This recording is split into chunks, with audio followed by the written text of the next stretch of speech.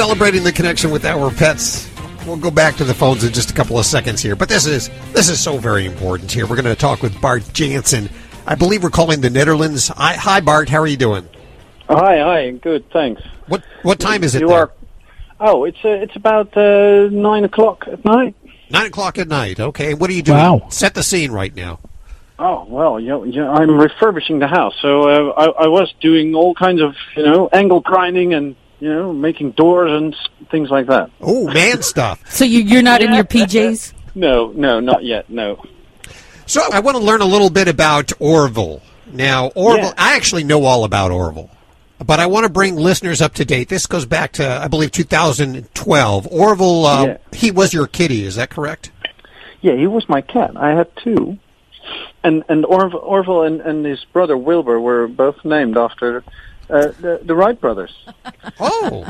Yeah, I got a famous pair of brothers in the house. So we had this huge mouse problem, and I decided for two cats.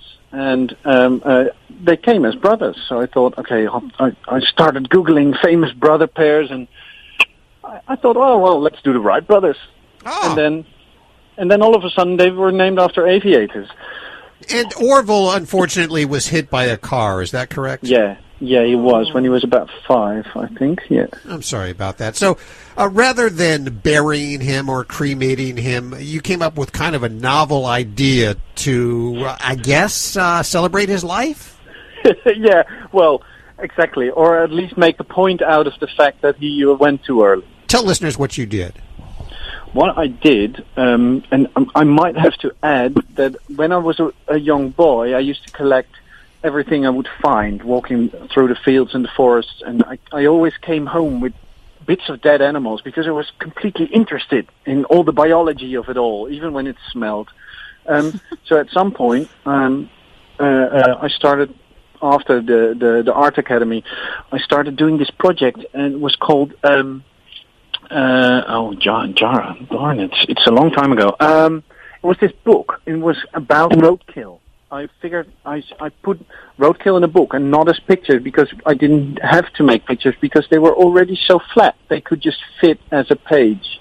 So it was a completely cynical book. It's got to be a heavy book. It's quite heavy as well. A roadkill scrapbook is what you... Yeah, it's like a roadkill scrapbook. Okay. And because if you start stacking cats onto squirrels, onto hedgehogs, the pile gets a little bit wobbly. So Sure. I put them in wooden pages, and so it was an actual book with like a steel ring through it, and you could flip the page like cat, magpie, all these animals.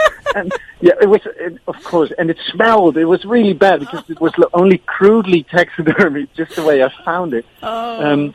So it was a naughty project. I'd been collecting dead animals for 3 months, and just after that was finished, I think, no, not just after, it's a couple of years later, my own cat got killed by a car. Yes, the aforementioned Orville. Yeah, it's kind of ironic. Yes. It's ironic, but he wasn't flat, though. He was. You could hardly see that he was hit, but he was not with us anymore. Mm-hmm. So I decided not to put him into the book. There was already a cat in there, and so I decided to wait for a little bit. So I got this freezer for all the roadkill that I found anyway, and I put it in there for a bit. No, actually, I just put it in the normal freezer for a while until my girlfriend said, "Bart, it's about time you get rid of that thing." Yeah, the lean cuisines are tasting funky. Yeah. And it was about a year that it all of a sudden hit me. He was an aviator. He's Orville Wright. He needs to fly. There's no other thing I can do. I have to make him fly. So, and then Orville, my dear little cat, turned into a project. How the hell was I going to do that? Yeah. So now he looks like a feline drone. I mean, he's been taxidermied, and he has helicopter propeller blades on all 4 legs of his, and he sort of lays flat.